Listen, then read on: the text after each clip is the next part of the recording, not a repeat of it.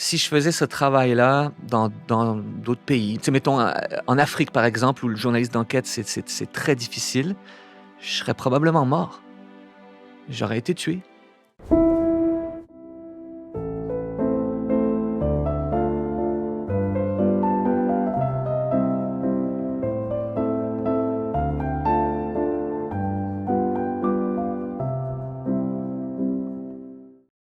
Bonjour à tous. Un mot pour remercier ceux qui nous soutiennent financièrement. C'est grâce à vous que le projet fonctionne, qu'on peut continuer d'aller de l'avant, d'approcher des gens et de se projeter à long terme dans ce projet-là. Si vous voulez nous soutenir justement, vous pouvez vous abonner de façon totalement gratuite au projet, mais vous pouvez aussi vous abonner sur Patreon, également sur YouTube. Il y a 2 options qui s'offrent à vous. Patreon, le lien est dans la description.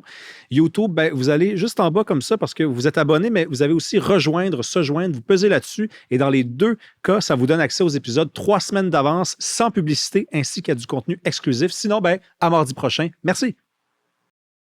Bonjour à tous, bienvenue à un nouvel épisode d'Il reste du monde. Aujourd'hui, l'homme d'opinion que je suis s'intéresse au journalisme. Puis là, je me suis dit, OK, on va inviter un journaliste, on va parler de journalisme, on va inviter le journaliste, Thomas Gerbet. Bienvenue. Merci de l'invitation. Bon, t'es humble, alors tu vas me demander pourquoi je dis le journaliste, mais je vais t'envoyer une fleur.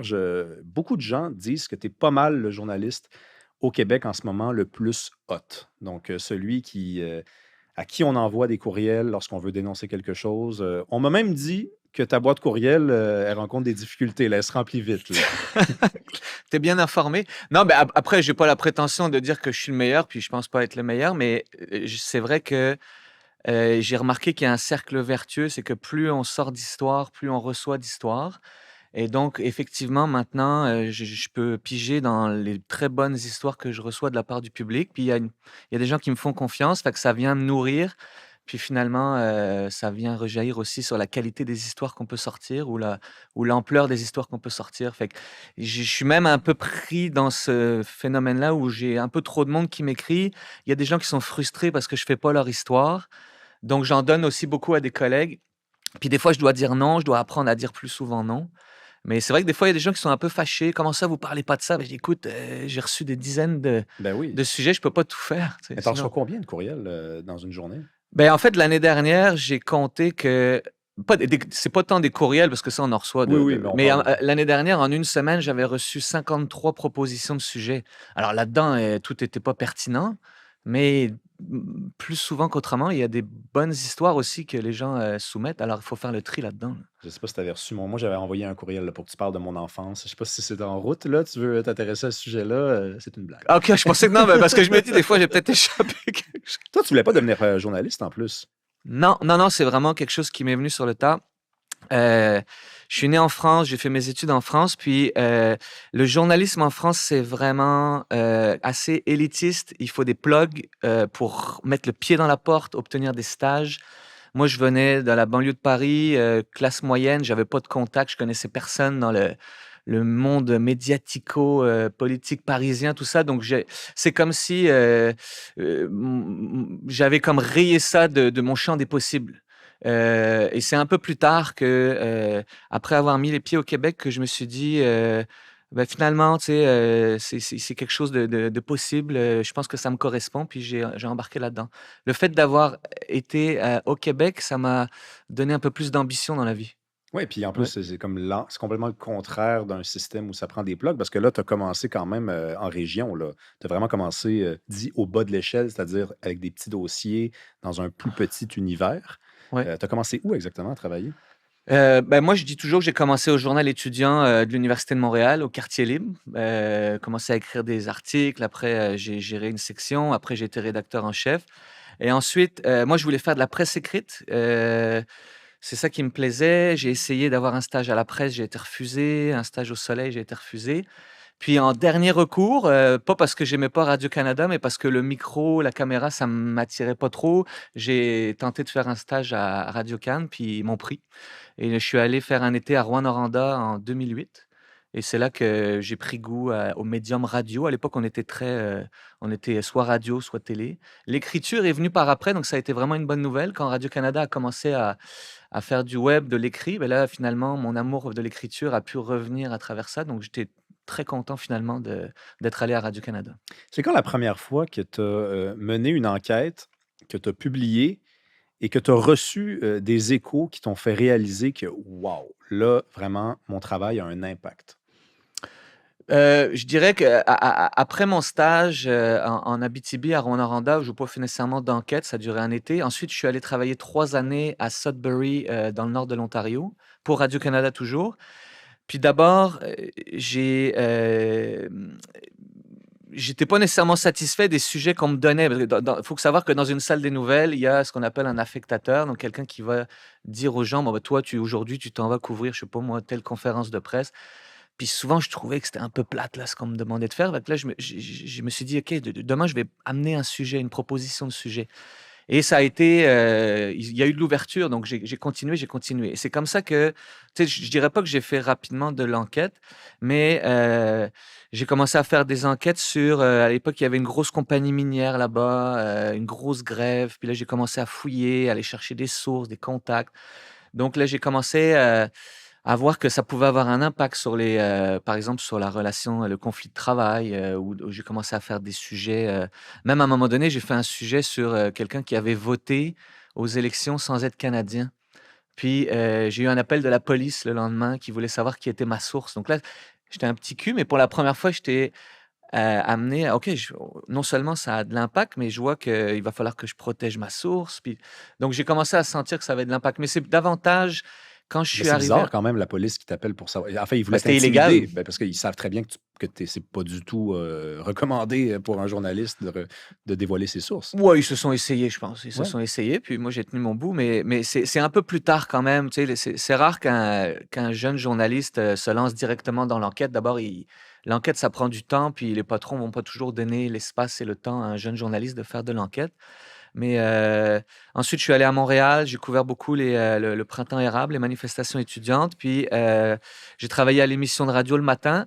Et là, ils ont commencé à me dégager quelques heures dans la journée pour fouiller un peu plus. Et là, j'ai commencé à sortir des histoires. Fait que c'est là que j'ai comme gagné la possibilité de travailler un peu plus. Mais j'ai du mal à me souvenir c'est quoi la toute première, là, mais rapidement, j'ai vu que ça avait de l'impact. Puis il y a une forme d'excitation là-dedans. C'est-à-dire, tu travailles fort, tu découvres quelque chose, puis là, tu t'apprêtes à révéler quelque chose. Donc là, tu apprends quelque chose, tout aussi excitant que de raconter un potin à ses amis au secondaire, là. Tu sais, quand tu as l'impression d'apprendre quelque chose aux autres. Mais là, je l'apprends à plein de monde. Et puis, il y a de l'impact. Alors des fois, l'impact, c'est minime, c'est juste, une question à l'Assemblée nationale, mais des fois, l'impact, ça va être, le politicien, il va corriger le tir, ils vont changer la loi. Donc dans ces cas-là, il y a une fierté qui vient avec, fait que c'est super Ouais, mais là, motivant. tu sais, le premier ministre te connaît bien. Il sait très bien que si Thomas Gerbet s'intéresse à lui, à son travail, à son gouvernement, c'est inquiétant. C'est l'impact que tu as aujourd'hui, là, on va se le dire là, quand même. Là. Euh, les journalistes d'enquête, moi, je me suis toujours demandé, tu sais, dans la vie, en général, on laissons tomber le journalisme 2 secondes, il y a certains types de personnalités. Puis j'ose croire, revenons maintenant au journalisme, que le journaliste d'enquête, c'est pas juste quelqu'un de curieux, c'est quelqu'un qui est indigné aussi. C'est quelqu'un qui voit un discours se déployer, voit des politiques être défendues, voit finalement une version de la réalité être présentée aux gens et il se dit, attends une minute, je pense que c'est pas ça. Est-ce que ça prend ça? En quelque sorte, oui, mais c'est une indignation. C'est-à-dire, il y a plusieurs choses dans ce que tu as dit. On peut faire aussi des hypothèses. Et je me souviens à une époque, il y avait Fabrice de Pierrebourg, journaliste d'enquête, qui était venu dans mon cours à l'UDM. Puis lui, il disait qu'il était un peu théoricien du complot, mais pas dans le mauvais côté. C'est-à-dire, il partait toujours de l'idée qu'il y avait peut-être un complot en arrière. Puis il y a aussi une mode d'enquête qui est l'enquête par hypothèse. C'est-à-dire, je fais l'hypothèse qu'ils sont en train de nous mentir. Puis je vais essayer de vérifier est-ce que c'est vrai ou est-ce que c'est pas vrai. Puis que c'est pas vrai, bah tant mieux, tu sais, on arrête là, on passe à autre chose. Donc il peut y avoir aussi ça. Ça se peut effectivement que, tu sais, je prends l'exemple, je sais pas, mettons une usine pollue l'eau du fleuve Saint-Laurent, où j'apprends que, tu sais, le Flushgate, là, à Montréal, c'est moi qui avais sorti cette histoire-là, qu'on allait jeter des milliards de litres d'eau usée dans le fleuve. Comme citoyen, j'imagine que la plupart des gens vont se dire, oh, OK, c'est comme un peu choquant. Mais là, maintenant, mon travail d'enquête, c'est de comprendre, ben, tu sais, pourquoi on fait ça, puis comment ça se fait qu'on fait ça, puis c'est quoi les quantités. Donc, ça se peut que l'indignation soit le déclencheur d'une enquête. Puis parce que je pense que le choix du sujet parfois peut être un peu subjectif, là. C'est un débat qu'on a souvent entre journalistes, là. Mais donc, Ben, il y a pourquoi vraiment, je vais. il y a vraiment un débat là-dessus, là. Oui, oui, mais sur le choix du sujet, moi, j'assume complètement que ça peut partir. Ben, pourquoi je vais m'intéresser davantage à ça qu'à ça? Pourquoi dans les 50 sujets qu'on me propose, ça va être celui de Madame Tremblay qui va plus m'intéresser que celui de Monsieur Gagnon? C'est parce que peut-être ça vient réveiller quelque chose en moi et l'envie et l'intérêt pour ce sujet-là. Donc, je vois pas un problème là-dedans. Après, c'est dans la façon qu'on le traite et tout ça. Mais oui, je pense que c'est pas mauvais qu'un journaliste soit un citoyen qui a une capacité d'indignation. Puis, il faut quand même la contrôler raisonnablement, cette indignation-là. Tu Ouais, sais. il faut bien la dompter. C'est ça. Faut même peut-être la mater des fois Absolument. parce elle peut devenir notre pire ennemi. Oui. Mais quel genre de personnes veulent devenir journalistes d'enquête? Déjà, est-ce que ça se. Il y a plein de gens à la porte qui attendent leur poste ou c'est un rôle au contraire qui. Parce que ça demande quand même. On court un certain danger quand on fait ça. Tu sais. Ultimement, on peut se mettre beaucoup de gens à dos. Donc, dans ma tête, il y a comme des bonnes et des mauvaises raisons de faire ce métier-là. Si on est journaliste. Je pense effectivement que c'est pas pour toutes les personnalités. C'est dans les styles, parce qu'il existe vraiment beaucoup de styles de journalistes différents. Il y en a beaucoup qui sont méconnus du public. Le journaliste d'enquête a quand même une bonne image. Il y a effectivement beaucoup de gens qui veulent le faire. Puis des fois, quand les gens s'essayent, ils se rendent compte qu'il y a des aspects un peu plus difficiles. D'abord, on traîne ces enquêtes-là avec nous. Tu sais, quand on rentre le soir chez nous, elles sont encore là. On n'a pas fini de travailler. On peut recevoir des appels. C'est pas comme si je couvre mon sujet du jour, je rentre chez moi. Demain, j'aurai un autre sujet. Entre les deux, je suis tranquille, j'ai la paix d'esprit. Donc, on traîne ça. Après, il y a effectivement ne pas avoir peur d'être mal aimé, parce que les faits parfois font mal et il y a des gens qui peuvent nous en vouloir. Donc, je pense qu'il faut avoir quand même la couenne assez dure. Et puis, il faut accepter, se faire confiance dans le sens que des fois, on va risquer peut-être des poursuites judiciaires. Donc, il faut être sûr de ce qu'on a fait. Le journaliste d'enquête, on part un peu de zéro, on construit les choses. On ne peut pas se référer à un article qui a été écrit dans un autre média. On s'apprête le lendemain matin à publier quelque chose de toute pièce. Et si on a fait une erreur, on va en payer le prix. Et il y a ce stress-là qui vient avec. Il y a des gens qui disent, moi, j'ai arrêté de faire ça parce que je dormais plus. Les veilles de publication, je dormais pas parce que je me disais, mon Dieu, j'espère que j'ai pas fait une erreur. Fait qu'il y a tous ces aspects un peu négatifs-là. Donc, ça prend des gens aussi un peu geeks, tu sais, qui aiment aller au fond des choses, qui aiment creuser. Puis, ça prend aussi une certaine dose d'humilité, de ne pas vouloir être à l'avant-scène. Des fois, on va travailler longtemps, on va être dans l'ombre pendant longtemps. Et puis s'exposer aussi à l'opinion des autres. On en parlait tantôt, mais tu as beau être indigné au départ de l'enquête, tu dois mettre tes opinions le plus de côté possible, puis aller t'ouvrir à l'opinion de ceux qui sont pas à la base nécessairement d'accord avec toi. C'est le moment José Lito là, de l'entrevue. Là. Tu sais, c'est dans un train avec José Oui, oui, Lito. je me souviens Il de pose des ça. questions très personnelles. Tu sais, tu viens de décrire tout ce que ça implique finalement de faire ce travail-là. Toi, comment tu le vis, toi? Parce qu'en plus, on a commencé comme ça en tantôt. Tu reçois beaucoup, beaucoup, beaucoup de messages. Il y a des gens qui ont des attentes envers toi. Il y a des gens qui envoient un message et après l'avoir envoyé, ils se disent non seulement il va en parler, mais il va bien en parler et ça va faire une différence dans ma vie. Et toi, ben, tu en es conscient. Puis si tu n'en es pas conscient, je viens de te l'annoncer. Ouais. Ben, en fait, d'abord, moi, je dors très bien les veilles de publication. En général, je dors très bien. Donc, j'ai appris à dompter ce stress-là. Maintenant, c'est vrai que la principale pression que je subis, elle vient pas de mes patrons, elle vient de moi-même d'abord, là, mais de gens qui remettent effectivement, qui pensent que je vais pouvoir changer des choses dans leur vie. Il y a toutes sortes de raisons pour lesquelles les gens nous contactent, hein. C'est pas toujours pour régler des comptes. Des fois, c'est par vrai intérêt public. Des fois, c'est parce qu'ils ont un réel problème dans leur vie.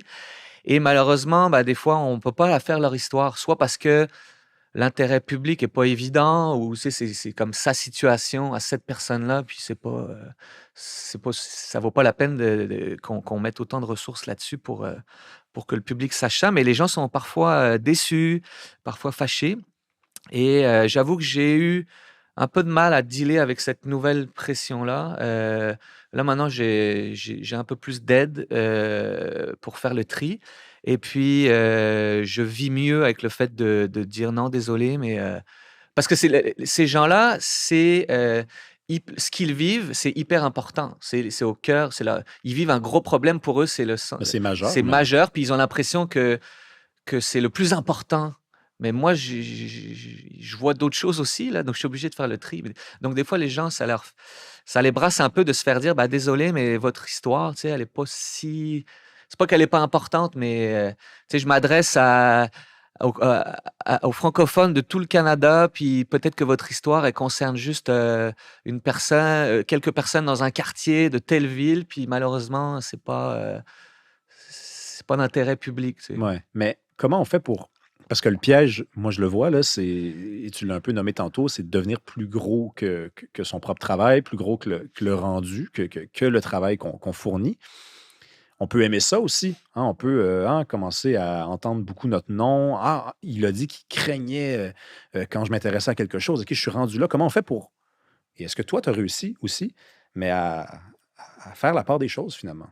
Ben, il y a 2 choses là-dedans. La première, c'est que ça m'a à la limite aidé à faire le tri, c'est-à-dire, je suis conscient de la responsabilité que j'ai face à tous ces gens-là qui m'écrivent. Puis donc, le tri, je dois le faire vraiment en pensant à qu'est-ce qui est important. Puis à la limite, tu sais, des fois, on pourrait être tenté de faire un sujet un peu plus clickbait et autres. Puis je vais me dire, OK, là, j'ai vraiment une responsabilité parce que il va falloir que je justifie aux autres. Si j'ai refusé à 30 personnes leur idée de sujet, puis qu'ils voient que je publie un truc absolument clickbait et pas tant d'intérêt, ben là, ils vont me dire: «Crime, tu m'as dit non, mais regarde ce que tu fais», tu sais? Donc ça m'aide un peu ça m'oblige à garder l'aspect, dans la sélection de l'importance. Puis après, j'ai l'impression puis tu sais, il y a toujours des gens qui vont dire: «Je suis très humble», mais qui ne le sont pas. Mais je pense que j'ai pas la prétention et l'ambition de vouloir, moi, je pense que mes opinions n'ont pas une grande valeur. La plupart du temps, j'ai même pas d'opinion et donc je ressens pas l'envie ni le besoin d'aller exposer mes idées ou ma personne, en avant. Donc, j'ai l'impression que la vie des autres est plus intéressante que la mienne et donc le fait d'avoir ce schéma de pensée-là, ça m'aide dans mon travail, tu sais. Il y a quelques années, j'ai lu un livre qui s'appelle Voir le monde avec un chapeau. Puis c'est écrit au jeu, c'est un faux journal en fait. Puis l'auteur dit qu'il est allé manger un repas avec un ex-journaliste. Puis je pense que c'est un ex-journaliste de Radio-Canada, mais c'est pas important. Il n'est pas nommé de toute façon. Puis c'est peut-être même pas vrai, c'est un faux journal. Mais il dit on mange ensemble, puis dans un restaurant, je pense, Brasserie Cherrier, au coin de Saint-Denis, puis Cherrier. Puis il dit le journaliste, il dit il fut un temps où, sur l'heure du midi, on allait tous manger les journalistes, on buvait du vin, on mangeait des bavettes, on jasait. Et là, aujourd'hui, ça s'est transformé. Aujourd'hui, les journalistes, sur l'heure du midi, ils vont au gym, ils calculent leur nombre de pas et ils font encore leur travail, mais il y a quelque chose qui s'est perdu dans la convivialité, dans l'échange, dans les discussions. Est-ce que c'est romancé ou toi aussi, tu n'es pas un peu nostalgique d'un journalisme qui n'existe plus? Ben, c'est drôle. Ben, moi, je vais au gym des fois le midi, là, mais le journaliste d'aujourd'hui est plus du tout le même qu'avant. Puis il y a des aspects positifs, il y a des aspects négatifs. Tu sais, avant, effectivement, tu sais, il y avait une brasserie proche de Radio-Canada où ça buvait pendant la journée. Puis des fois, dans ces échanges-là, pas juste entre journalistes, mais tu sais, on a l'image du journaliste qui va boire des whisky avec des sources, puis finalement, après 3, 4 verres, il finit par y avoir de l'information qui sort de là. C'est vrai que ça arrive encore, c'est pas mon cas, mais le métier a changé. Dans le milieu peut-être politique, là, sur les collines et tout, je pense qu'il y a encore un peu plus, là, tu sais, le fait d'aller boire des verres entre médias et politiciens, puis ça peut faciliter les échanges d'informations.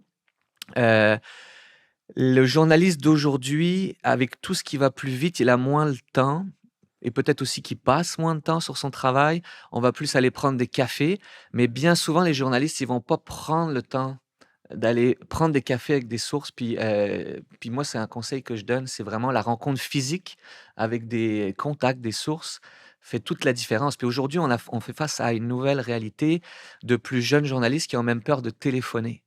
On le sait, là, les plus jeunes, ils téléphonent plus, là, ils prennent plus le et donc c'est un défi parce que faire de l'enquête sans décrocher son téléphone, Wow. C'est pas facile. C'est pas juste en allant scroller les réseaux sociaux et en échangeant des messages textes qu'on fait de l'enquête.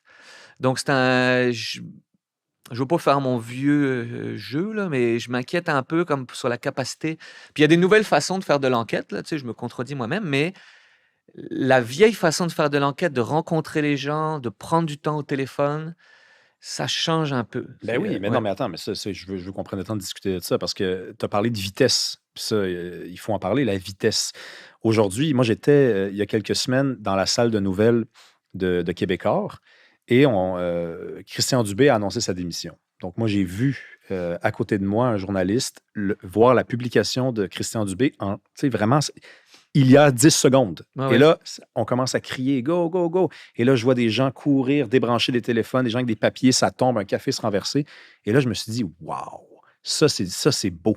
Mais ça se perd aussi quand les journalistes sont chez eux en télétravail, qu'il y a moins de contacts également. Tu sais, il y a encore des résidus de ça. Je viens de te mettre en scène quelque chose que j'ai vu de mes Ouais, propres yeux. ouais. Mais ça, c'est comme dans Scoop, là, la fameuse série québécoise des années 90 sur le journalisme. Il y a le temps, la distance, les réseaux sociaux, les technologies de visioconférence, ça rend quand même le truc un peu moins sexy. Je ne sais pas si tu es d'accord. Oui, mais tu vois, toi, tu vois les journalistes qui s'excitent dans la salle des nouvelles et qui vont en ondes 10 secondes après, puis tu dis: «Je trouve ça beau». Ouais. Ben, moi, je me demande pourquoi. Puis moi, je trouve pas nécessairement ça beau.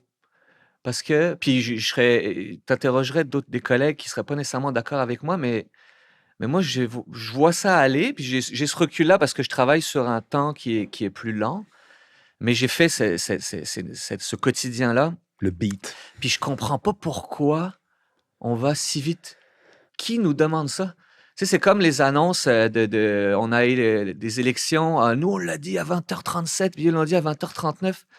Ah mais au fond, monsieur, madame, tout le monde, est-ce que c'est vraiment important, tu sais?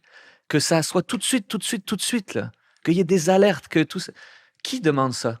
Tu sais, les médias, à un moment donné, sont responsables de cette vitesse-là, puis finissent par être, pénalisés par cette vitesse-là aussi. Qui nous demande, là, que 10 secondes après pourquoi on fait ça? C'est la concurrence. C'est qu'on veut être plus vite que l'autre. Ben, c'est ça que j'allais dire. Ouais, mais Qui nous pourquoi on demande, fait ça? c'est nous qui voulons faire ça. C'est Oui, de l'orgueil. mais Monsieur, madame, tout le est-ce que monde. ma belle-mère, là, elle, c'est super important qu'elle apprenne 10 secondes après l'annonce de Dubé que Dubé démissionne? Absolument pas.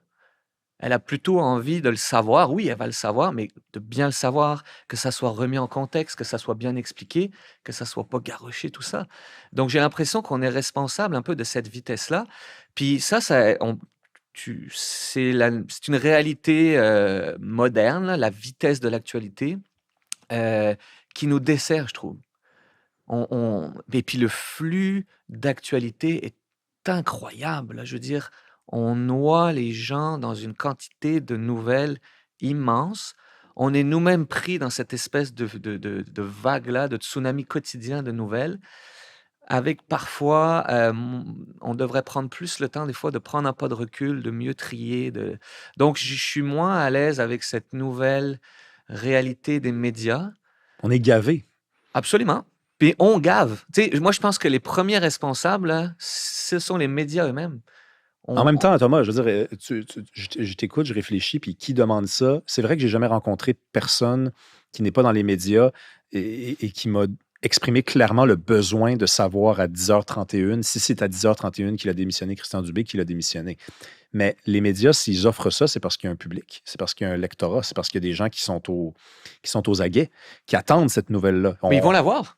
Ces gens-là vont la Ouais, voir, la ouais. nouvelle, là. C'est juste qu'ils Mais qu'est-ce qui l'auront s'est pas. passé alors? Parce que c'est vrai, là, revenons en arrière. Il fut un temps où il y avait des bulletins d'information et il n'y avait rien entre les bulletins d'information. Où il y avait un journal qu'on publiait des fois 2 fois dans la journée, mais c'était tout. Il n'y avait pas Ouais. d'Internet. Si Christian Dubé démissionnait, tu l'apprenais demain dans le journal. Et c'était peut-être mieux développé. On était peut-être allé interroger les bonnes personnes parce qu'on avait eu le temps de faire ça. Qu'est-ce qui s'est passé? Ben, je pense que, ben, il s'est passé internet, il s'est passé les réseaux sociaux, il s'est passé tout ça, tu sais? Maintenant Mais on a créé, parce que les réseaux sociaux, on met ce qu'on veut là-dessus, là. Et de oui, moins en oui. moins, à vrai dire, là, il n'y a plus de nouvelles. Mais je veux dire, les gens ont mis ça et là, ils ont créé un besoin en eux et là, les médias se sont adaptés. Je pense qu'il existe dans la population des gens qui sont des mordus d'actualité, puis qui ont envie, au milieu de leur journée de travail, d'être informés, tout ça. Mais, heu, mais moi, des fois, je vois les choses aller, puis je pense, je suis un jeune parent, puis je me dis: «OK, mais les gens là qui, ont 10-15 minutes le matin pour, entre 2 préparations, de sac d'école pour écouter un peu les nouvelles, puis ensuite qui s'en vont faire un travail qui leur permet pas de consulter leur téléphone ou d'être sur un ordinateur». Il y en a plein des gens comme ça et qui finalement vont se réinformer le soir venu. Encore une fois, un petit bout de téléjournal ou un peu de lecture sur le téléphone. Mais ces gens-là, ils ont raté une fenêtre de 7-8 heures dans la journée où il s'est passé plein de choses. Et parfois, je vois les nouvelles aller, ça sort à 10 heures, on réagit à midi, puis la nouvelle est morte à 16 heures. Et c'est possible que la personne qui se réinforme à 17 ou à 18 ben, ne soit pas du tout au courant. Là. Il y a des nouvelles qui meurent très, très rapidement. Et je pense des fois que les médias sont pris dans, tu sais, ça c'est une drogue l'actualité, les journalistes ont 2 écrans de télé à leur bureau, voire plus. Ils sont sur les réseaux sociaux, ils voient le fil, ils voient ce qui s'est passé à 9-10 heures, ils ont l'impression que c'est déjà, du passé en fin d'après-midi et on oublie là qu'il y a des gens qui se sont pas informés pendant la journée là. Ouais. Puis il y a quelque chose aussi avec le nouvelle dernière heure, ça vient de tomber. On crée quelque chose de grave presque à chaque fois. Là. Grave, peut-être c'est pas le bon mot, mais on a l'impression que c'est important chaque fois. Mais les médias, les joueurs, les différents joueurs veulent se distinguer, veulent arriver le premier. C'est quelque chose dans le cerveau qui doit se faire. On n'est ni toi ni moi scientifique, mais sur le plan des biologiques, il doit y avoir quelque chose qui se crée dans la tête avec une hormone qui fait comme OK, qu'est-ce quasiment comme un trip de drogue. C'est une nouvelle de dernière heure. Puis là, ça fait boum, boum, boum. C'est Puis ça. là, tu regardes, OK, d'accord, bon. Il y a ça, puis, Régine Laurent appuyé Bernard Drinville. oui, puis toute la question, est-ce qu'elle va rester sur le conseil d'administration? Ouais. Oui, OK, bon. Ouais. Je sais pas si les gens étaient, si pendus, sur le bout de leur chaise à savoir si elle allait On rester. enregistre à la fin janvier. Oui, non, pardon, mais donc, il y a ça et il y a maintenant, le fait que les grands médias ou les médias traditionnels sont en concurrence avec toutes sortes de médias ou toutes sortes de citoyens informateurs là, ou commentateurs et il faut trouver sa place maintenant dans cette espèce d'océan de médias en tout genre et donc les médias eux-mêmes, traditionnels vont lutter pour être visibles. Donc ça va être, c'est ça des fois, l'urgent, l'alerte, le truc un peu plus important pour essayer d'être un peu plus visible, donc il faut faire attention à ça. Puis c'est vrai qu'à l'époque, on avait le rendez-vous, il y avait le téléjournal où il y avait eu une présélection faite par une salle des nouvelles de ce qui était important à savoir et les gens étaient exposés à des sujets qui les intéressaient pas au premier abord. Alors qu'aujourd'hui, les gens sont beaucoup plus acteurs de leur consommation. On peut même choisir de désélectionner les nouvelles financières ou les nouvelles du sport ou autres. Et donc, on n'est plus exposé à ces nouvelles-là. Moi, ça m'inquiète beaucoup parce que on s'ouvrait comme citoyen à des choses auxquelles on s'intéressait pas nécessairement parce qu'on était forcé d'y être exposé par ce téléjournal-là. Alors oui, c'était une messe. Oui, il y avait pas beaucoup d'ouverture là-dedans, mais on est un peu dans l'extrême inverse maintenant. Moi, ma crainte, c'est que les gens finissent par s'informer seulement dans des niches de sujets qui les intéressent et soient complètement, soit dans des niches, là, dans des rabbit holes ou peu importe comment on Ben, appelle écoute, ça. c'est ça. On Oui, appelle ça oui. la Netflixisation du monde. C'est-à-dire que si tu as Netflix maintenant, tu peux choisir exactement ce que tu veux regarder. L'algorithme va ensuite te proposer des trucs qui ont un lien avec ce que tu as regardé. Tu peux arrêter l'épisode, tu peux le commencer, ça risque d'être la même affaire avec l'information, effectivement. C'est du cherry picking. C'est tu choisis ce que tu veux. Euh, Tu parles des réseaux sociaux également, tu les as mentionnés. Je veux t'entendre sur un phénomène que j'ai du mal à nommer, mais qui se déploie à peu près ainsi. Depuis les réseaux sociaux, les gens s'expriment, donnent leurs opinions, et on va parler tantôt d'opinion et de faits parce que la frontière est parfois mince. Euh, il y a des gens qui s'improvisent journalistes. Il y a des gens qui, sans dire je suis journaliste indépendant, dans le ton, dans la manière de s'exprimer, ils semblent se placer à la même hauteur que quelqu'un qui a suivi un cours, qui fait partie d'une fédération. Ça, est-ce que c'est un phénomène que tu as observé? Je dirais que c'est pas nous. Le journaliste citoyen, là, ça commence à dater un peu. La réalité est vraiment purement canadienne. On est quand même le seul pays au monde là où Meta a bloqué les contenus journalistiques. Là, faut quand même le rappeler, c'est assez phénoménal. Et donc, j'ai pas plus d'espace ou mon média n'a pas plus d'espace que Joe Blow qui va parler de quelque chose. On est sur le même pied d'égalité. Alors, il y en a qui peuvent trouver ça fantastique, mais c'est vrai que c'est une réalité. Maintenant que les gens veulent enquêter, veulent révéler des choses, veulent s'improviser ou jouer aux journalistes. À la limite, moi, je vois pas ça négativement. Je veux dire, chacun est libre de faire ce qu'il veut. Puis à la limite, je bénéficie aussi parfois du travail de ces gens-là parce que les gens vont mener des fois leur petite enquête dans leur milieu de travail ou autre et ensuite vont me remettre leur dossier d'enquête en quelque sorte. Alors à moi de vérifier est-ce que c'est bien fait et tout. Mais donc des fois, le journaliste citoyen, il est payant pour moi parce qu'il vient m'aider. Donc je vois pas ça négativement. Ce qui m'inquiète, c'est le flou. C'est que le public maintenant, ça fait quand même presque 2 ans qu'on est bloqué, ne fasse plus la différence entre la rigueur de monsieur journaliste citoyen improvisé et puis comme tu dis celui qui c'est pas nécessairement avoir fait des études parce que il y a pas vraiment besoin d'études pour être journaliste bien franchement là, mais Ah bon? bah non, tu sais, moi j'ai plus appris au journal étudiant que dans mes 3 sessions de cours à l'université de Montréal, puis j'enlève rien à cette formation-là, mais tu sais, à un moment donné, tu l'as ou tu l'as pas. Puis est-ce que tu sais écrire? Est-ce que tu sais résumer, vulgariser? Est-ce que tu es curieux? Il y a beaucoup de tu l'as en toi ou tu l'as pas. Après, c'est des petites technicalités dans la façon de raconter, d'écrire. Mais je pense qu'il y a il y a même des citoyens qui peuvent faire de l'excellent travail ou des blogueurs qui sont devenus des très bons journalistes ou qui ont créé leurs médias. Non, mais tu sais, Thomas, la fameuse. Moi, si j'ouvre Facebook aujourd'hui, là, je vais voir des photos. Et là, il y a le défi de l'IA aussi. Est-ce que c'est une vraie photo? Puis là, il va y avoir une grosse inscription. Par exemple, ça pourrait être, prenons le Québec, François Legault songe à revenir au pouvoir. Puis là, tu fais, hein? Puis là, ça vient d'où cette affaire-là? Ça a été partagé 1000 fois. Il y a eu 750 commentaires. Là, tu cliques et là, tu arrives, puis il y a un lien. Tu cliques là, tu fais, OK, ça n'a pas l'air d'être sérieux. Mais j'ai quand même un peu mordu là, à l'hameçon. Là. Ah oui, je suis d'accord. C'est là où je dis qu'il va y avoir des journalistes citoyens qui vont le faire avec de bonnes intentions. Puis effectivement, sur les réseaux sociaux, il va y avoir du fake, il va y avoir du gros n'importe quoi. Et ma crainte, c'est qu'à un moment donné, les gens ne fassent plus la différence ou accordent autant d'attention à une espèce d'adresse qui a l'air sérieuse et qui s'appelle Radio Cadenas et il voit pas il pense que c'est Radio-Canada C'était bon, et, ça, Radio-Canada non, non, mais Pierre Falardeau, là. et Radio-Canada, non, mais des fois, des fois, nous, on va faire des formations dans les écoles pour apprendre aux gens à reconnaître pas aux gens, mais aux enfants, à reconnaître des marques médiatiques de référence en lesquelles ils peuvent faire confiance. Parce que j'ai l'impression qu'au fur et à mesure, on finit par perdre un peu la référence.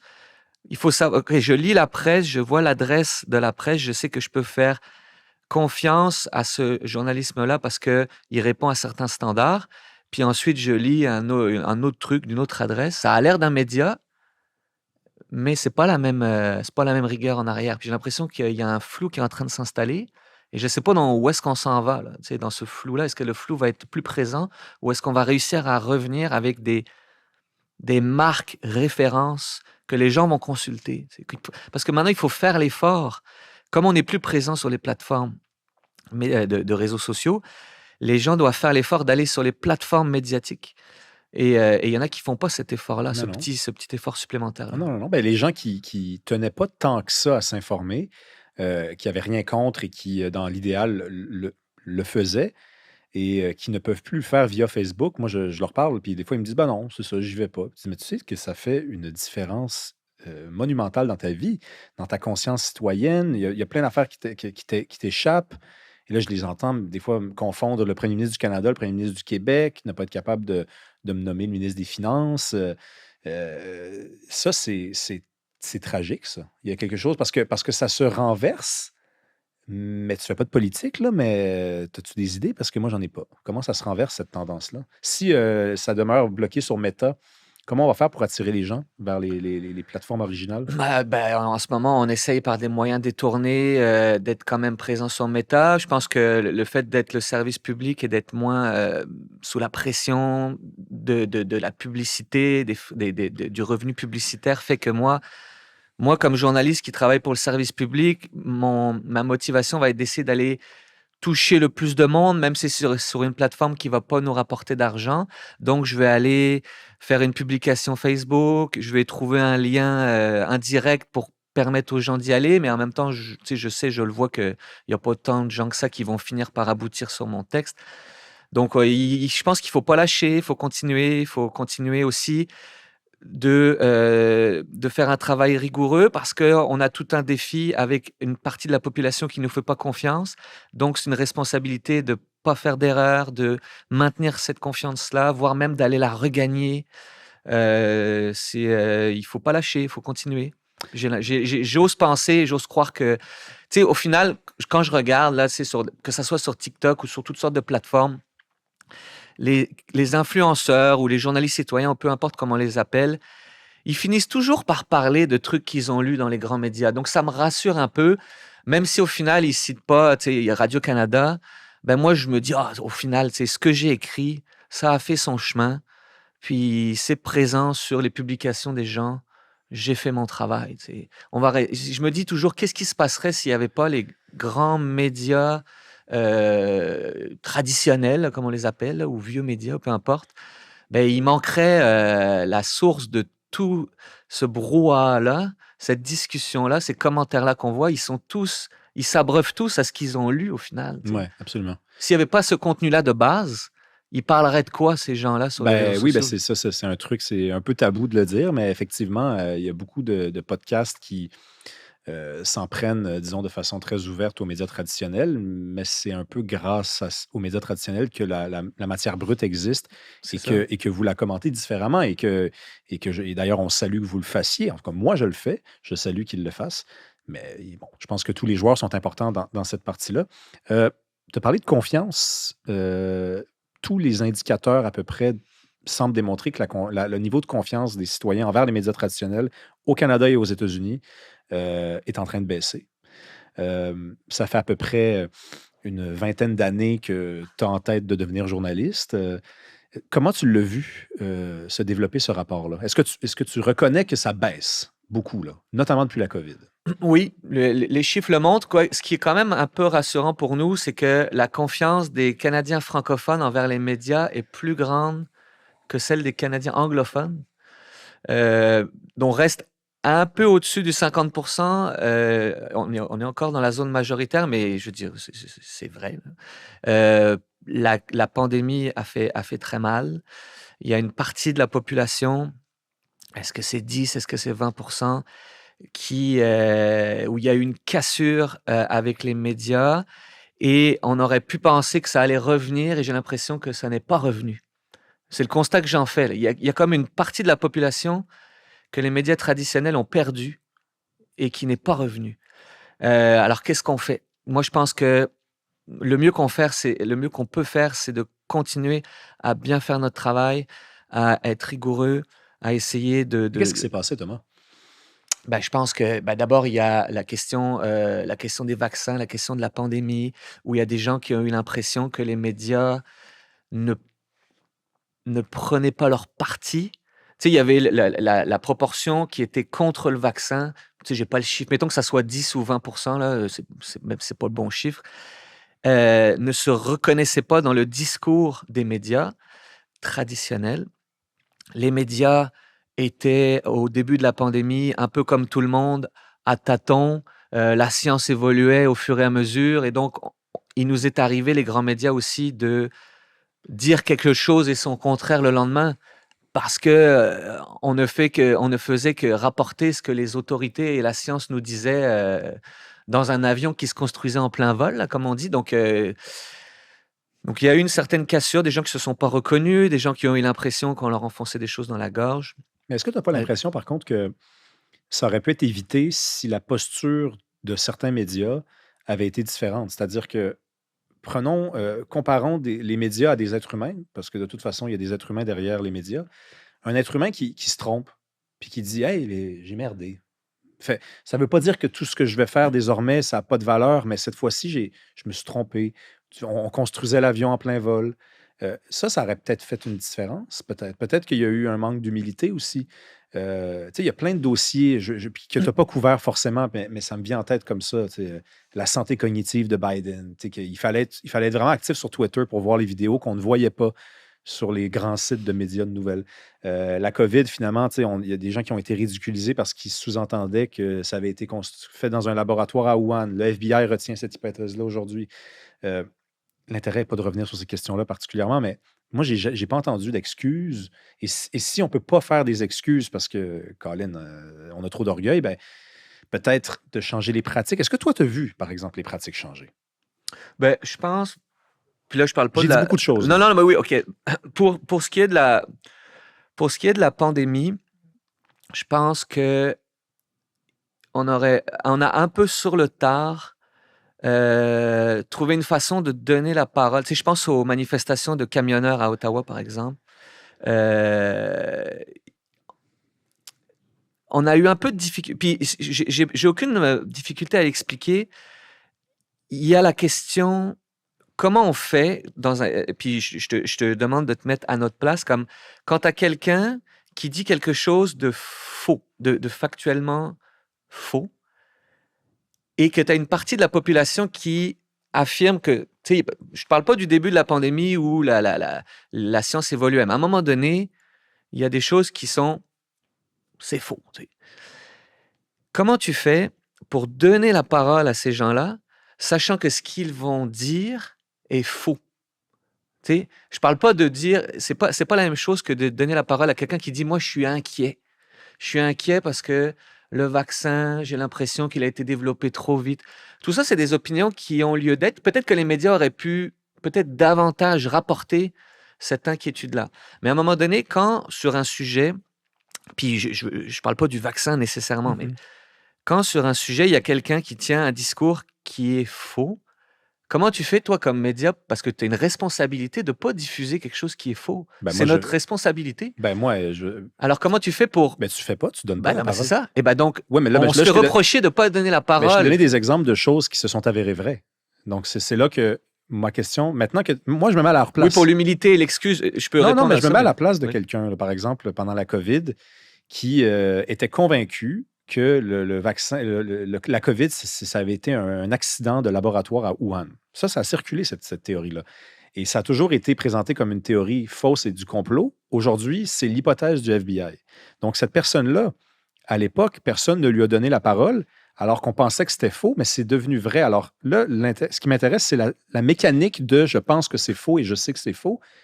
Quand c'est renversé, tu te rends compte que tu avais, toi, c'est impersonnel. Le Oui, journaliste oui. avait des biais. Là. Le journaliste était convaincu que quelque chose était faux, mais ça s'est avéré vrai. Bah, c'est pas nécessairement des biais que le journaliste, il travaille dans le présent. Le journaliste, il travaille sur les éléments qui sont... Tu sais, on n'est pas des spécialistes de rien. Là. On travaille sur les éléments qu'on a à ce moment-là. Puis c'est vrai que des fois, avec le recul, quelques semaines, quelques mois, quelques années plus tard, on peut revenir en arrière et dire, OK, ce qu'on avait dit à ce moment-là, c'était pas bon. Est-ce que le média devrait s'excuser? Tu sais, Non, mais je sais pas, là, je mais ne tu sais, pense pas qu'il devrait s'excuser parce que j'ai évoqué l'orgueil, mais je pense aussi que les implications d'excuses pour un média dépassent ce que je suis même capable d'imaginer. Mais Mais on le fait. En fait, il y a des correctifs moi, je pense des que oui, il y a fois. des correctifs. Puis je pense que c'est vraiment important pour regagner la confiance ou pour maintenir la confiance que les médias reconnaissent leurs erreurs, qu'ils ne les cachent pas.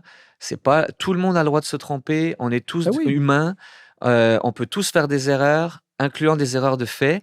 L'important, c'est de pas le cacher, de le dire voici, on avait écrit ça, c'était pas ça. On corrige avec transparence et ça arrive que des médias s'excusent.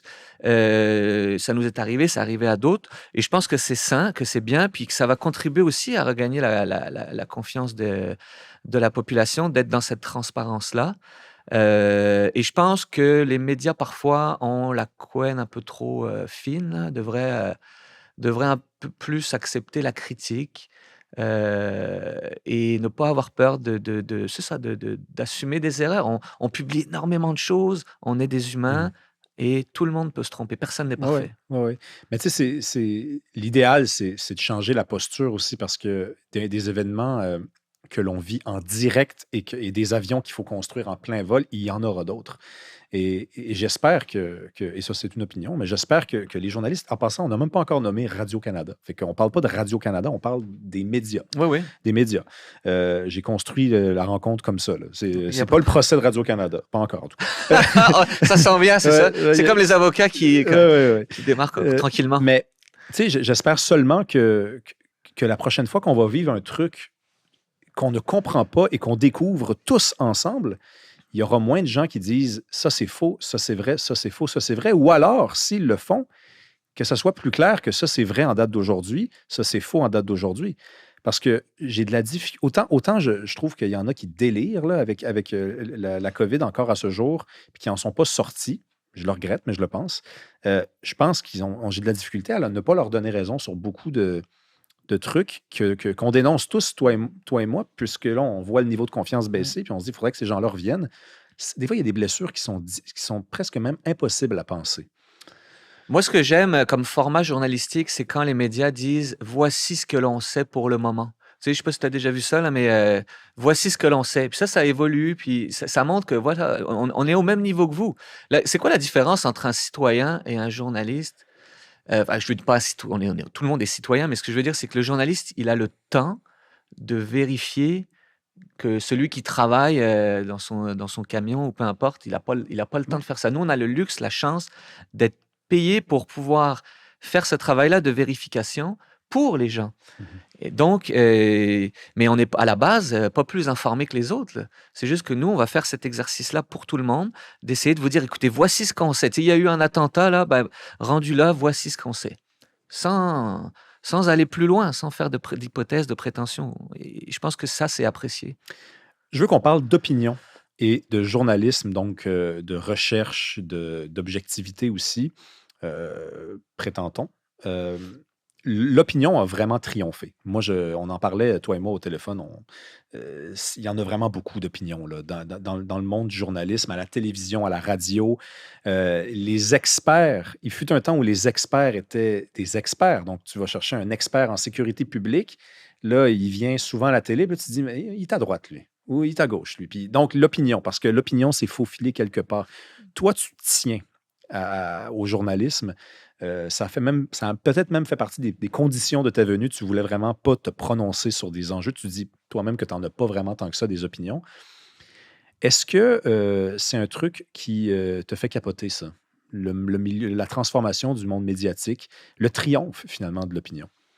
Ben, j'ose croire que l'opinion n'a pas encore triomphé, là. Je me trompe peut-être, mais c'est vrai que l'opinion a pris une grande place là, dans, dans les pages des journaux, dans les grilles horaires des télévisions, particulièrement avec les télévisions d'information en continu.